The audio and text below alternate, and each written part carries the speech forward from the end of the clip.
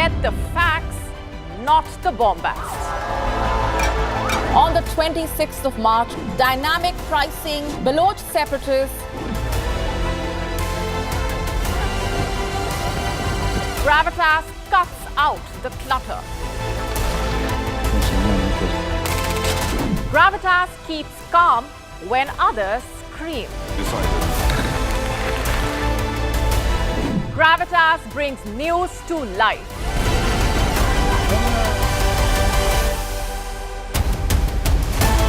Weekdays, 9 p.m. IST, 3:30 p.m. GMT.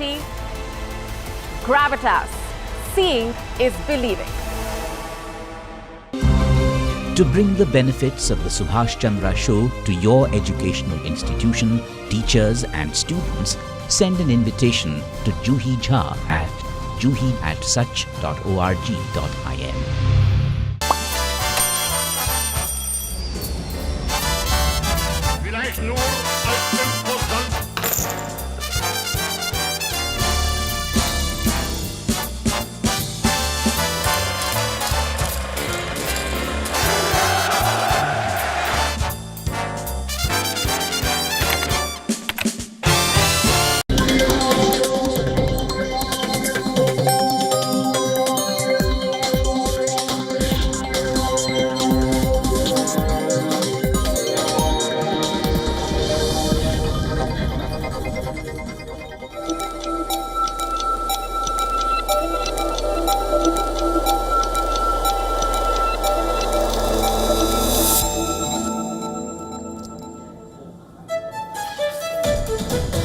Hello and welcome. You're watching Gravitas with me, Raisha Sehgal.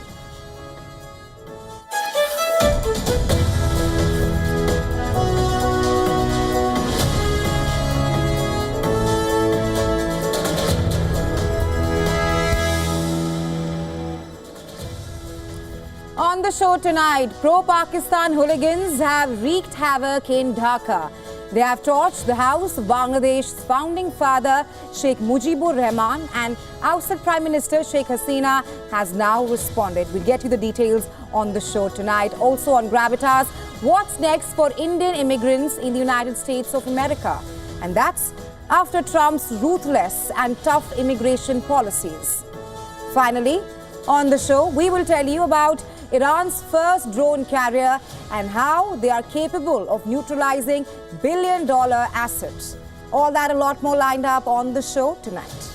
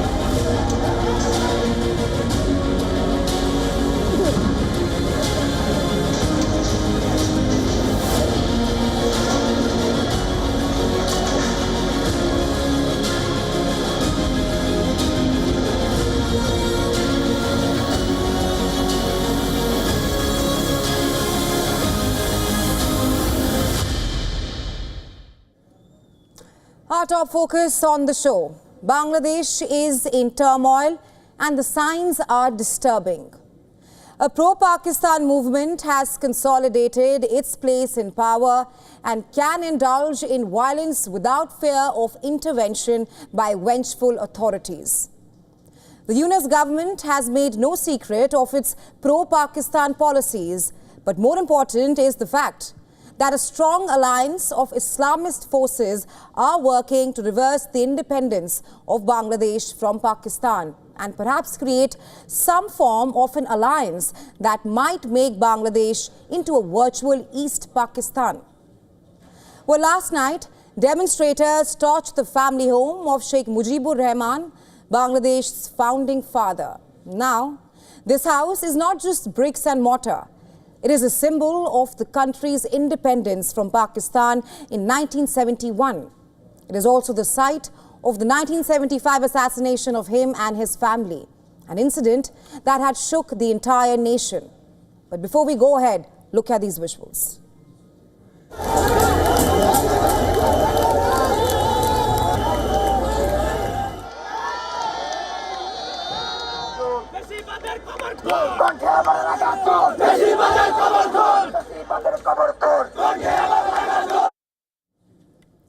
After a night of arson, hundreds swarmed the site on Thursday, smashing remaining structures and essentially erasing a piece of Bangladesh's history. It was a message to the ousted Prime Minister Sheikh Hasina. The trigger? Her online speech to the supporters, which sparked the latest frenzy. She had challenged the interim government led by Muhammad Yunus, and demonstrators, many claiming to be students, turned to vandalism and arson. The rally was organized alongside a broader call dubbed Bulldozer Procession. But was this really an unrest led by students, or is there something more sinister happening in the country? You see, hours after the vandals torched and bulldozed her house, the ousted Prime Minister condemned the attack. Sheikh Hasina, who has been living in India since her ouster last August, questioned the motives behind the destruction. She said, and I'm quoting her here, "Why do they fear a house? We live for those memories of Dan Bondi. Last time, they set this house on fire. Now they're destroying it. Have I not done anything for this country? Then why such disrespect?" Unquote. But violence, mob justice, and an increasing pro-Pakistan slant are now the new normal in Bangladesh. The interim government has struggled to contain the violence and protect the minorities. Even Human Rights Watch, they have reported security force abuses, including detentions and threats. Mujibur Rahman is not the only founding president of Bangladesh.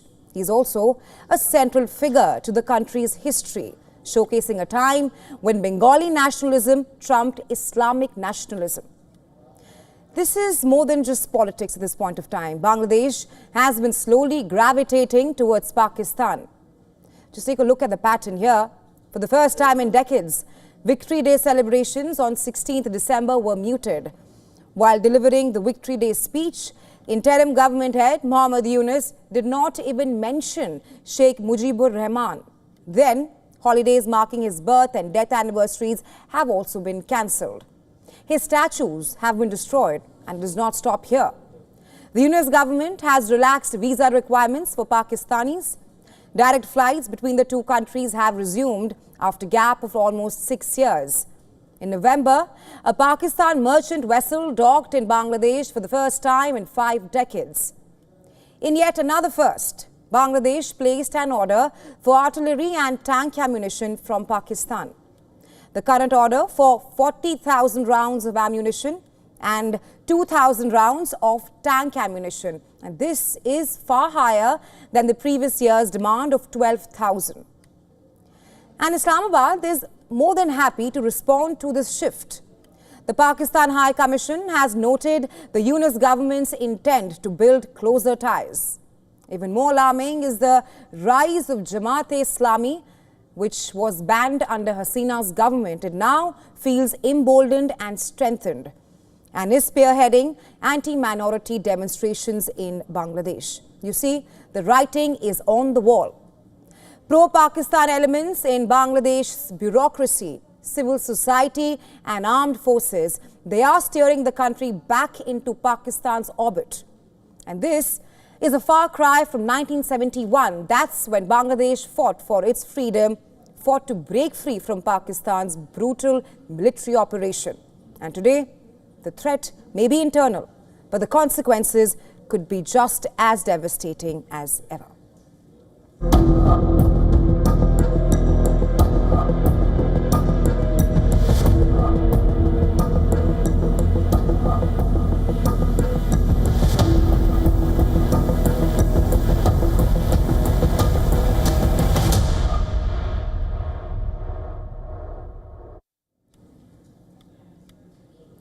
While shifting our focus to the United States and to the first Indian immigrants ever to be sent back to India on a government plane. At least 104 Indian immigrants have been sent back as of yet.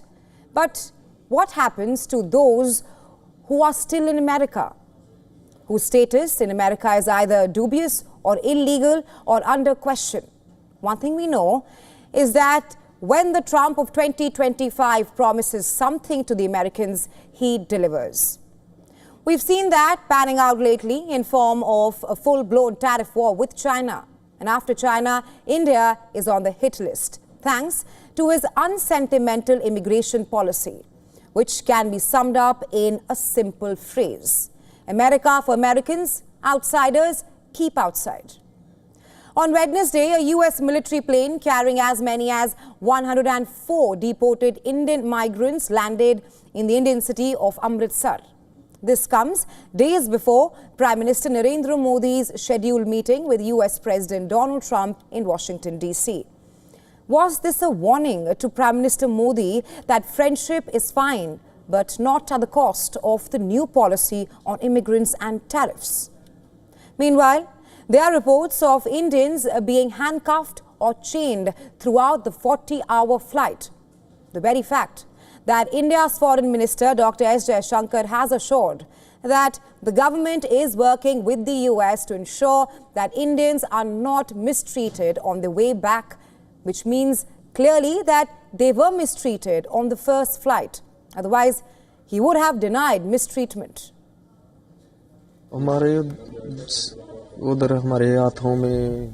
They cuffed our hands and legs. We were told that they are sending us to the camp, but instead they boarded us to the plane back to India. It took us 40 hours to reach Amritsar airport. Then we were uncuffed. फिर हमको 40 घंटे लगे Amritsar airport पहुंचने के लिए. जब वो पहुंचा तो उसने हमारे पैर और हाथ की बेड़ी खोल दी. India's Foreign Minister Dr. S. Jaishankar told Parliament that it was standard practice for US immigration and customs authorities to restrain deportees, but that it was not done with the women and children on the plane to India. Those who have returned have also testified to their harrowing experiences. Mr. Chairman, sir, it is the obligation of all countries to take back their nationals if they are found to be living illegally abroad. This is naturally subject to an unambiguous verification of their nationality. This is not a policy applicable to any specific country, nor indeed one only practiced by India. It is a general accepted principle in international relations. Well, no matter what, for millions of Indians hoping to make it big in the US, the message is clear. Their American dream is over, at least until Trump remains the president. Many Indians who are now facing deportation had entered the US through the donkey route or other kinds of illegal means. Some sold their lands, while others exhausted their savings and shelled out money in lakhs and crores to enter the US. Let's begin by telling you what exactly happened on the 4th of February. The C-17 aircraft carrying over 100 Indian nationals departed from San Antonio in Texas around 3 a.m. and landed at Amritsar's Sri Guru Ramdas Ji International Airport on Wednesday afternoon. As the US military plane made a landing, media and family members gathered at the airport to receive the deportees, many of whom fought several odds and suffered hardships and spent a great deal of money to arrive at the great land of America, only to be returned soon and empty-handed. The flight, which is the first such to send illegal immigrants back home in the Trump 2.0 era, carried migrants mainly from the states of Gujarat, Maharashtra and Punjab. 33 of those deported are from Gujarat, 33 from Haryana, 30 from Punjab and 3 from Maharashtra, 3 also from Uttar Pradesh and 2 from Chandigarh, for whom the journey back home was exceptionally long. You may wonder why. For this, was the longest distance flight since the Trump administration began deploying military aircraft for migrant transportation. As per a US official, meanwhile, besides being painfully long, the word is the journey has been harrowing too. Strict security protocols were in place as deportees, including women and minors, were questioned and grilled by multiple agencies endlessly for hours before being allowed to go home. And this has sparked anger among several quarters, including India's opposition, who questioned Indian Prime Minister Narendra Modi for the lack of measures in place for the safety and dignity of the deportees. We are protesting precisely this issue, that the manner in which the US did what they did was really unacceptable. We believe they have a legal right to deport people who are illegally in their country. And if they are proven to be Indian nationals, we have a legal obligation to admit them, to accept them in our country. But the manner in which it was done, in handcuffs, squeezed into a military aircraft, in such an abrupt manner, that is not acceptable. The acts of deportation looms on about 1.4 million illegal immigrants in the US, among whom are 18,000 identified and undocumented Indians who could be sent back, as per reports, which means more of such flights can be expected in the coming few days. And this was just the first batch of Indian nationals who were deported as a part of Trump's agenda, which have already induced panic and anger among sections. So far, the US, it has sent military planes to Honduras, Peru and Guatemala. Colombia and Mexico both denied the US permission to land military planes on their soil, but allowed the arrival of their chartered flights carrying undocumented migrants. But there's no stopping Trump until he has achieved what he had set out for. And what does this mean for the Indians who had set foot in the US, driven by job opportunities, better standard of living, among others? Well, they are now reeling under fear and uncertainty about the future. Trump is clear. It will not stop till every person who was illegally entered the country will be caught and deported. Well, as the harsh winter fades, the frozen battlefields of Ukraine turn into a new war theater. The melting ice clears paths for Russian tanks, allowing them to advance swiftly and capture new territory as Ukraine fights to slow the advance. Our next report telling you more.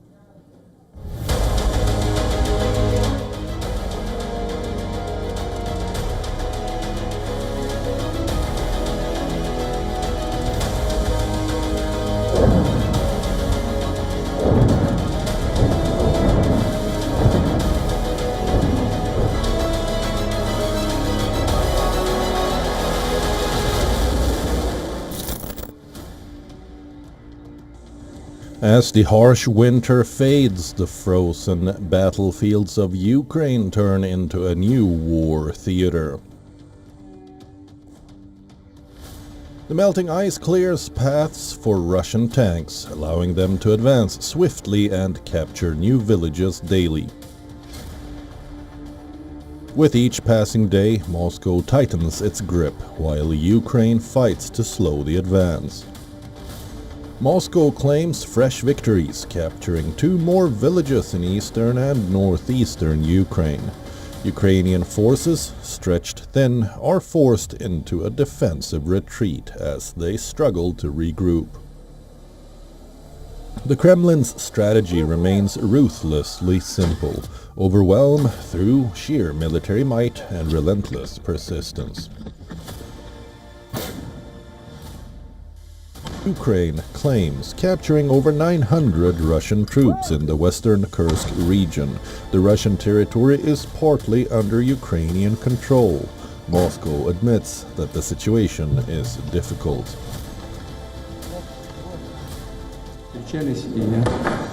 2 months ago, I instructed you to organize work in the Kursk region.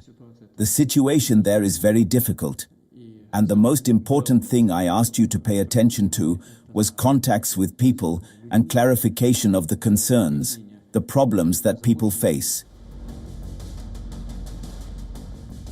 Ukraine, however, struggles to preserve its dwindling resources, maintain morale, and convince allies that more aid could still turn the tide. Ukrainian soldiers fight brutal battles in Pokrovsk, where Russia tightens its grip, cutting off vital supply lines. These are images from near the front lines of Pokrovsk, where troops injured in battle are being treated. The enemy is always on the offense. Unfortunately, they have successes in the Pokrovsk direction. Looks like those successes slowed down. Our boys give them hell, hold the line. But unfortunately, they can't hold the Russians completely. The Russians have partial breakthrough. Pokrovsk, a key stronghold, is slowly being encircled by Russian forces. Ukrainian troops fight desperately to keep the city from falling, but Moscow's firepower and troop movements are overwhelming. If Pokrovsk falls, Russia could launch attacks in multiple directions, further threatening Kyiv. Bureau Report, WION, World is One. Well, let's also tell you what else is lined up for you on the show today. We will tell you how US President Donald Trump is eyeing a potential TikTok for tariff deal as the clock ticks down to Trump's April 5th deadline for avoiding a TikTok ban. Also on the show, Chinese fast fashion brand Shein has made a comeback in India after a 5-year ban, and it has already surpassed 10,000 downloads on Google Play Store. How concerning is this? We will also tell you about how influencers can take you for a brain-dead ride.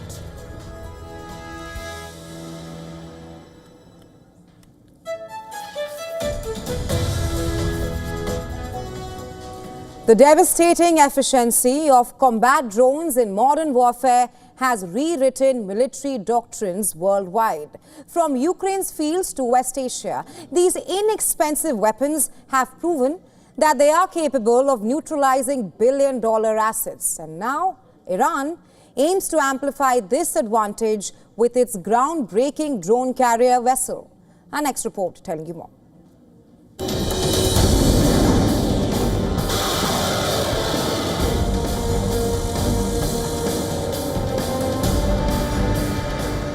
Drones have reshaped the battlefield. From Ukraine's skies to West Asia, these low-cost, high-impact weapons are proving deadlier than ever.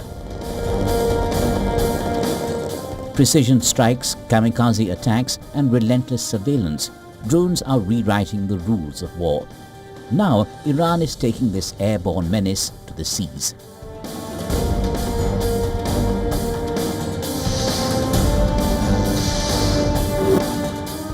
In a bold display of maritime muscle, Iran has thrust itself into an elite club of nations with advanced naval capabilities.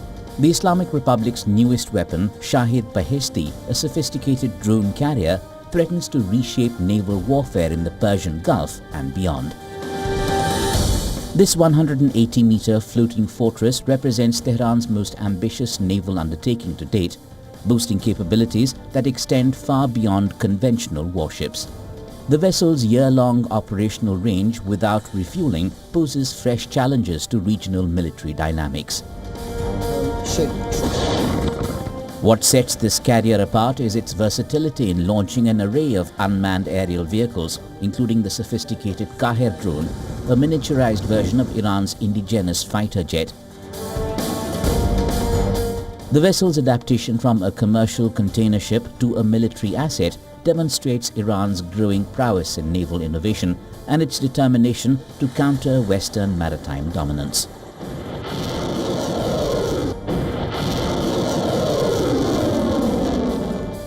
This development coincides with Iran's unveiling of an underground missile facility.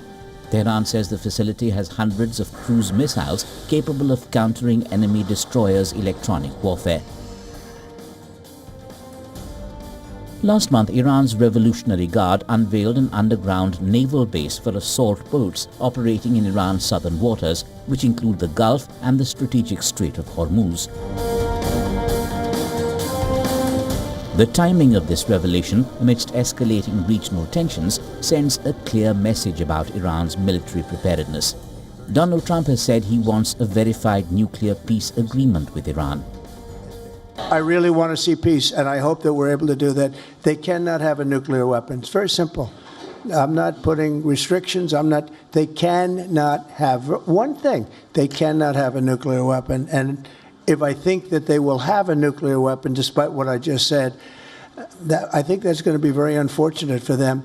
If, on the other hand, they can convince us that they won't, and I hope they can, it's very easy to do. It's actually very easy to do. I think they're going to have an unbelievable future. The US president also denies he wanted to blow Iran to smithereens, describing such reports as greatly exaggerated. During his first term that ended in 2021, Trump withdrew the US from a landmark nuclear deal between Iran and major powers and reimposed biting sanctions. It'll be interesting to see if ties between Washington and Tehran improve or remain tense. Bureau Report, WION World is One.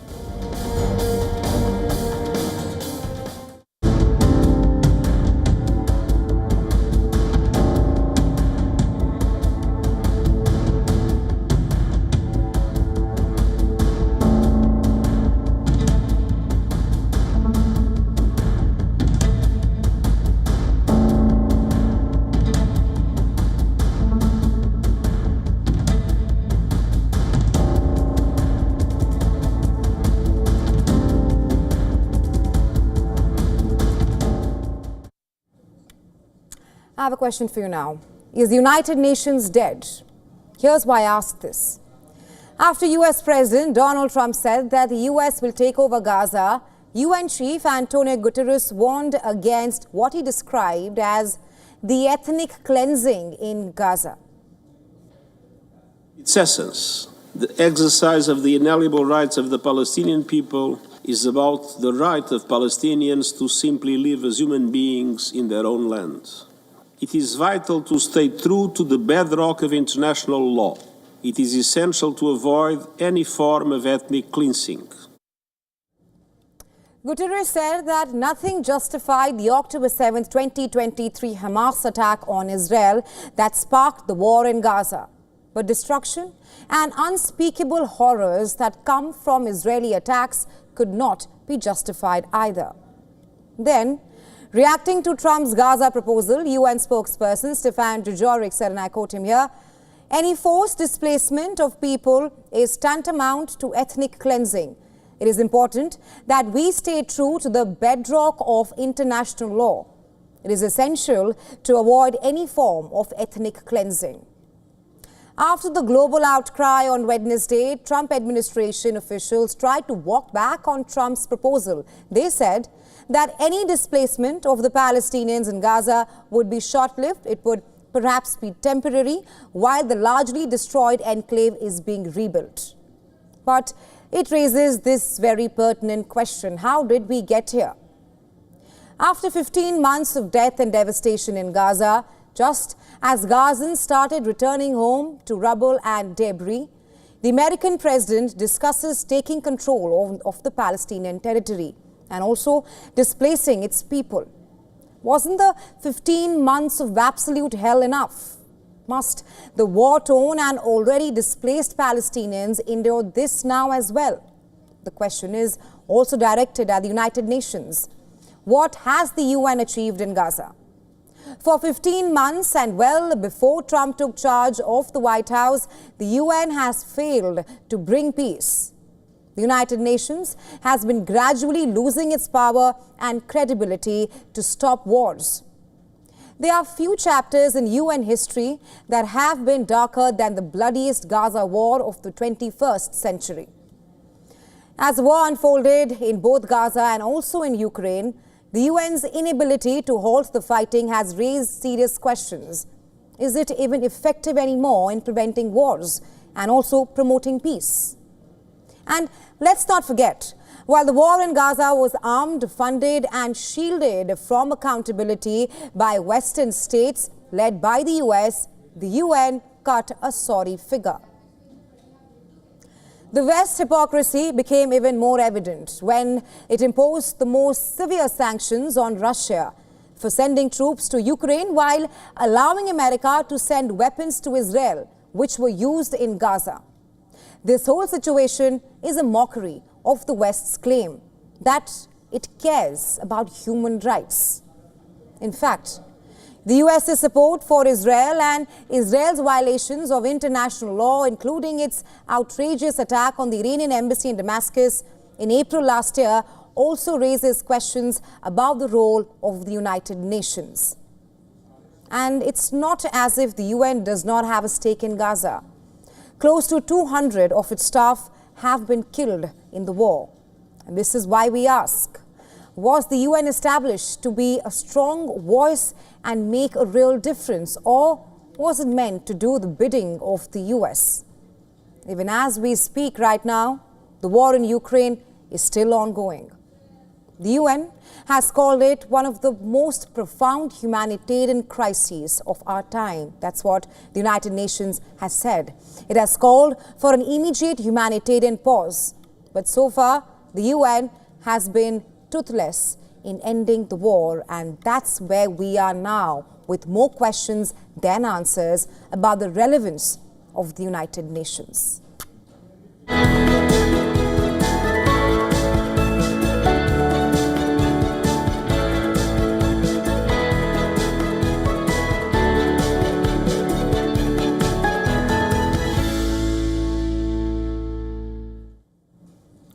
After nearly 5 years of being banned, Chinese fast fashion giant Shein has now made a comeback and it has re-entered the Indian market.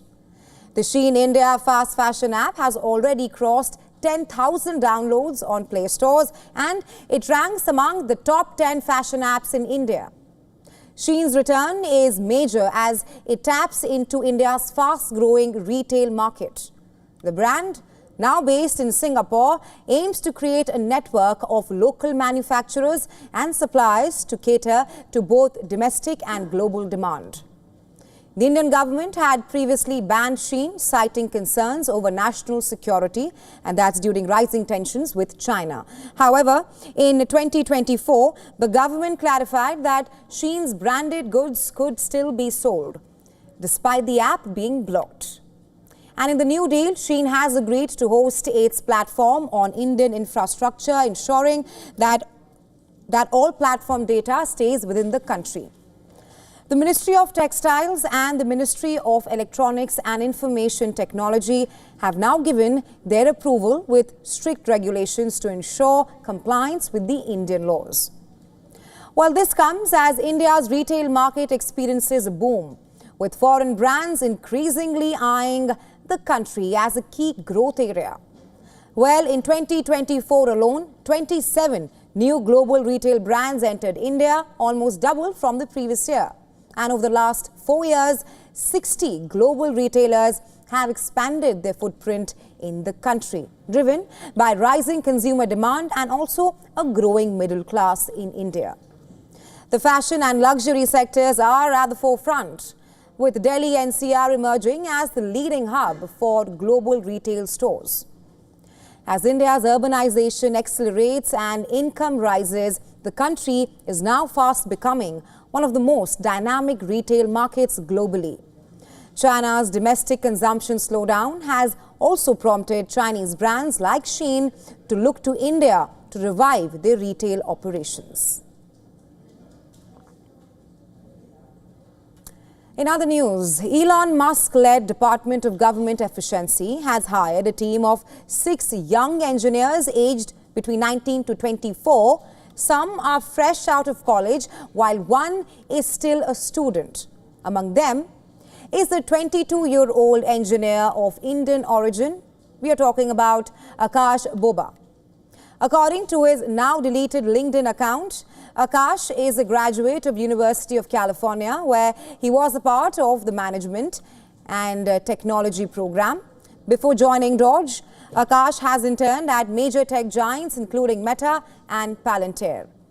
Working in AI data and financial modeling, his genius in coding gained viral attention after his classmate shared an anecdote about his problem-solving abilities. And Akash is now listed as an expert at the United States Office of Personnel Management. But Akash's appointment to DOGE, along with the 5 other young engineers, has now raised eyebrows given their roles that involve overseeing crucial data.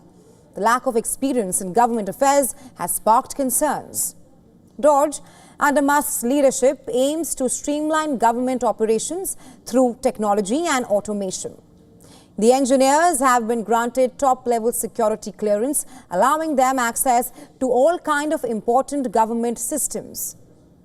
While their tech credentials are impressive about all these young engineers, critics argue that placing such young, inexperienced individuals in key government roles that could have serious national security implications.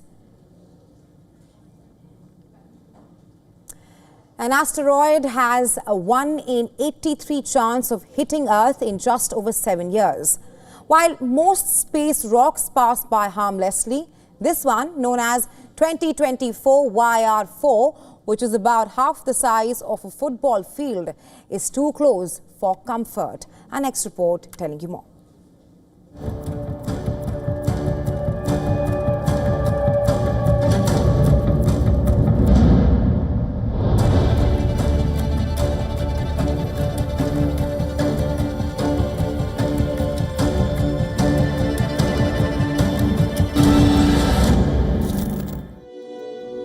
Space is full of silent threats. Asteroids, massive space rocks, zip through the solar system, most missing Earth entirely. But some come too close for comfort. This 100-meter-wide rock hurtles through space, its trajectory a subject of intense scrutiny. While the European Space Agency gives it a 99% chance of a safe passage in 2032, the 1% possibility of impact is enough to trigger planetary defense protocols.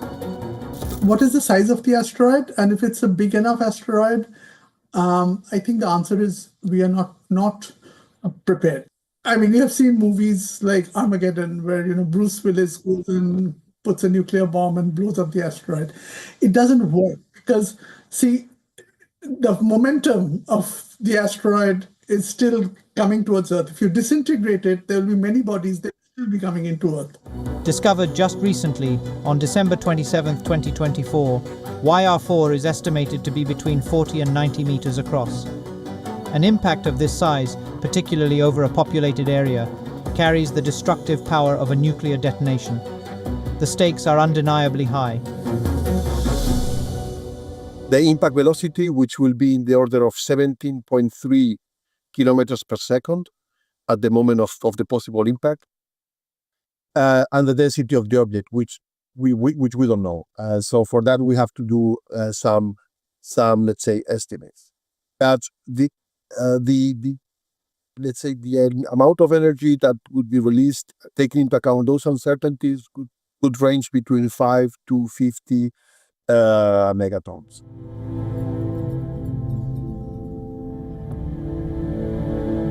If by 2028 the asteroid still presents a threat, intervention becomes a necessity. The preferred option is the kinetic impact.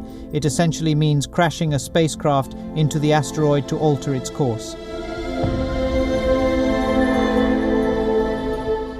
NASA's DART mission proved this is possible. On NASA's first planetary defense test to intentionally crash into an asteroid. However, the method has its limitations. YR4 might demand more. If the asteroid is actually on a collision course, then nuking it in space is another option. The challenge lies in YR4's current trajectory, a near straight line away from Earth. This makes precise orbital calculations difficult. The asteroid will soon fade from view, only to reappear in 2028. Until then, the anxious wait continues. While asteroids frequently brush past our planet, the threat of a major impact is real. The Tunguska event of 1908 serves as a stark reminder of the potential devastation. A similar impact today could obliterate a major city. YR4 serves as a stark reminder Earth's cosmic neighborhood can be a dangerous place.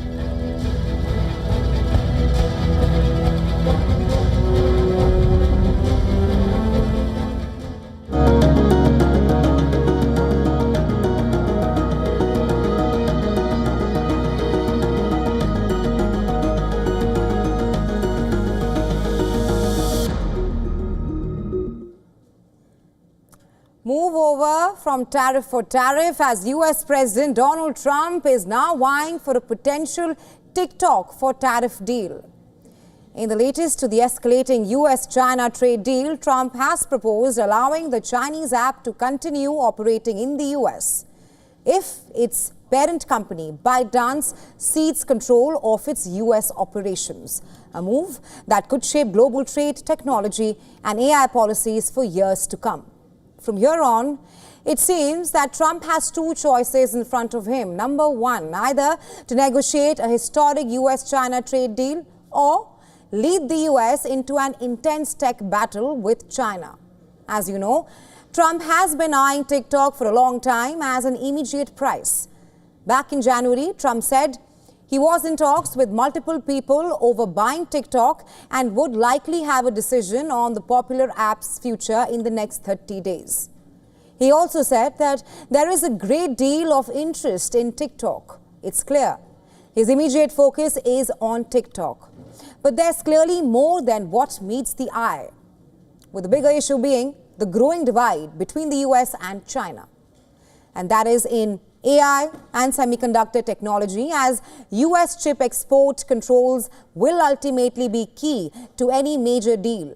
And with Trump's election victory reviving the possibility of a US-China grand bargain, Trump's decision on AI restrictions will have a direct impact on major companies like Nvidia, Meta, Microsoft and Taiwan Semiconductors. The Biden administration had imposed strict export controls to prevent China from accessing advanced AI chips. And now the question is, will Trump continue with these restrictions or negotiate a trade-off? Well, as the clock ticks down to Trump's April 5th deadline for avoiding a TikTok ban, another clock is ticking, that of a new technology Cold War. What will be the outcome? One will have to wait for it. In a major blow to India's regional connectivity aspirations, US President Donald Trump has ordered the revocation of sanction waivers for Iran's Chabahar port. The move threatens to derail New Delhi's strategic foothold in the region. And this is a dramatic shift from previous US policy that had protected India's interests in this crucial maritime gateway. The Presidential National Security Memorandum specifically targets the Chabahar port, dismantling exemptions that had allowed India to pursue its activities despite broader Iran sanctions. India and Iran signed a 10-year contract to operate the Iranian port of Chabahar, which New Delhi sees as a strategic trade route to landlocked Central Asian republics, allowing it to bypass Pakistan. Chabahar is also seen as a counter to China's development of the Gwadar port in Pakistan, which is located close to Iran's southeastern border with Pakistan. The deep-water Chabahar port is less than 100 kilometers from Gwadar.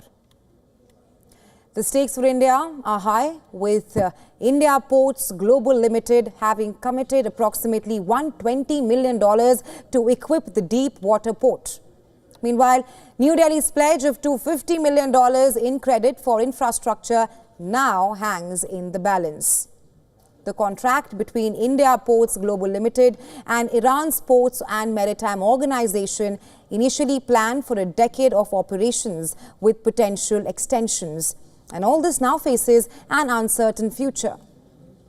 This also threatens to unravel years of diplomatic efforts and strategic planning, potentially forcing India to reassess its regional connectivity strategy and its approach to maintaining influence in Central Asia.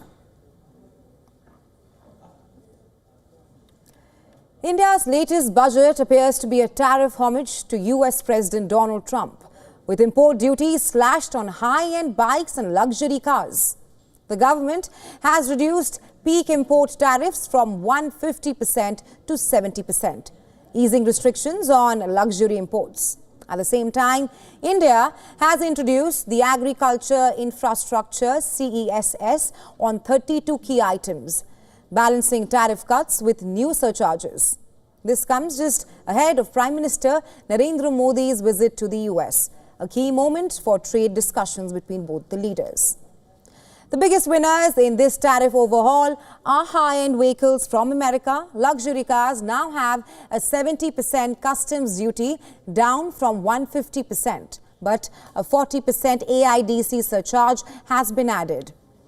Meanwhile, used cars and transport vehicles face a 67.5% AIDC, while basic duty has been cut to 20% from 40%. Yachts and sport vessels now attract a 7.5% surcharge. Meanwhile, solar cells have seen import duties reduced to 20%, but with a new surcharge. Chemical imports now have a 70% customs duty, down from 150%, but an equal 70% AIDC surcharge. Building materials and household goods have also seen duty cuts, but surcharges ensure the government maintains revenue flow. By lowering peak tariffs, India is aligning with global trade dynamics, potentially strengthening imports, especially from the United States. However, the introduction of AIDC aims to protect domestic revenue and manufacturing, while luxury and high-end consumer goods see tariff relief. The surcharges could moderate import surges. The government's dual strategy, tariff reductions balanced with other kind of levies, it reflects a calibrated approach to trade and revenue management. Well, the Indian rupee fell to a new low against the dollar on Thursday, and this is due to several factors, including a negative sentiment towards the currency and increased demand for dollar.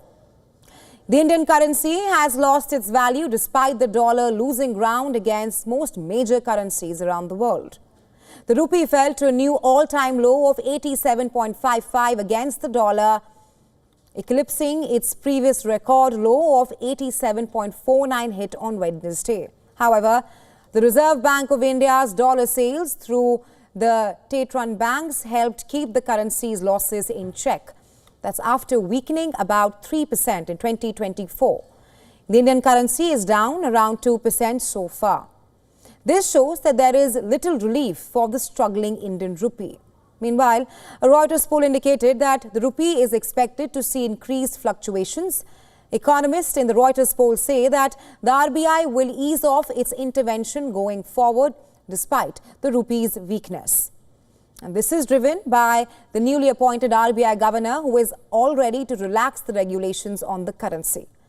The Reuters poll showed the rupee is expected to weaken to 87.63 in a span of 6 months and fall further to 87.95 in a year's time. The RBI had earlier burned through the country's forex reserves by selling dollars in the open market to stabilize the rupee from extreme moves. However, economists say the central bank is less likely to do so under the new governor, Sanjay Malhotra. The new RBI chief is expected to ease off on intervention and let the markets set the rupee's course. Trade tariff drama playing out currently is also complicating the situation. And that's the predictions of how currencies will trade in the near term. Still, the outlook for the rupee remains negative and at best right now uncertain. Prince Rahim Al Husseini has been named the 50th Imam of the world's Ismaili Muslims, succeeding his father, Prince Karim Aga Khan IV, who passed away at the age of 88 in Lisbon. The charity Aga Khan Network made the announcement of the succession after the will of late Aga Khan IV was unsealed and made public. As the new Aga Khan, Rahim is believed to be a direct descendant of the Prophet Muhammad, and will lead the Ismaili community globally. Born on October 12, 1971, Rahim is the eldest son of Aga Khan IV and his first wife. He was educated in the US, graduating from Brown University, and has been involved with the Aga Khan Network and chairs its Environment and Climate Committee. He is married to former American fashion model Kendra Spears, with whom he has two sons, Prince Irfan and Prince Sinan. The 53-year-old leader will now guide the Ismaili Muslim community globally, which has more than 12 million followers in over 35 countries. As a new Aga Khan, he will balance religious guidance with global efforts, building on his father's legacy.